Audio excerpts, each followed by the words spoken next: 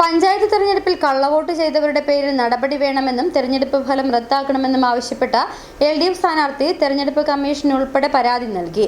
മൂന്നാർ പഞ്ചായത്തിലെ 11-ാം വാർഡായ ചോക്കനാട്ടിൽ CPI സ്ഥാനാർത്ഥിയായിരുന്ന മണിമേഖലയാണ് പരാതിയുമായി രംഗത്തെത്തിയത്.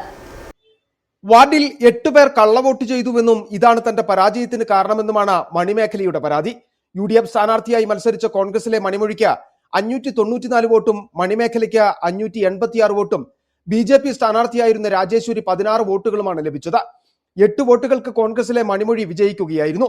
എന്നാൽ ചൊക്കനാട് ഡിവിഷനിൽ വോട്ട് രേഖപ്പെടുത്തിയവരിൽ രാജേന്ദ്ര ദീപ ഇതേ വാർഡിലെ 2 ബൂത്തുകളിലും, മാരിമുത്തു മറയൂർ രാജീവ് നഗറിലും, രാജേന്ദ്ര പ്രസാദ് മറയൂർ മൈക്കൽഗിരിയിലും, S കാർത്തിക മൂന്നാർ കല്ലാറിലും, T ഈശ്വരൻ മൂന്നാർ പെരിയവാരയിലും, സത്യഭാമ ദേവികുളത്തും ഇരട്ട വോട്ടുകൾ ചെയ്തുവെന്നാണ് പരാതിയിലുള്ളത്.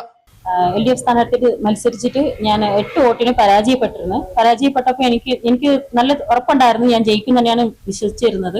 പക്ഷെ ഞാൻ പരാജയപ്പെട്ട് പിന്നീടുള്ള ദിവസങ്ങളിൽ ഞാൻ വോട്ടർ ലിസ്റ്റ് എടുത്ത് നോക്കിയപ്പോൾ ഡബിൾ വോട്ടിംഗ് ഞാൻ കണ്ടെത്താനായി. അതിന്റെ പേരിൽ ചീഫ് മിനിസ്റ്ററിനും ഇലക്ഷൻ കമ്മീഷനിലൊക്കെ ഞാൻ പരാതി കൊടുത്തിട്ടുണ്ട്. ഓരോരുത്തരും വോട്ട് ചെയ്തതിന്റെ രേഖകളും പരാതിയോടൊപ്പമുണ്ട്. മറ്റൊരു സ്ത്രീ വോട്ട് മാറി ചെയ്തതായും പരാതിയിൽ പറയുന്നു.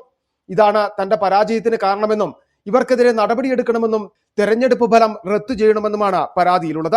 City vision, Munnar.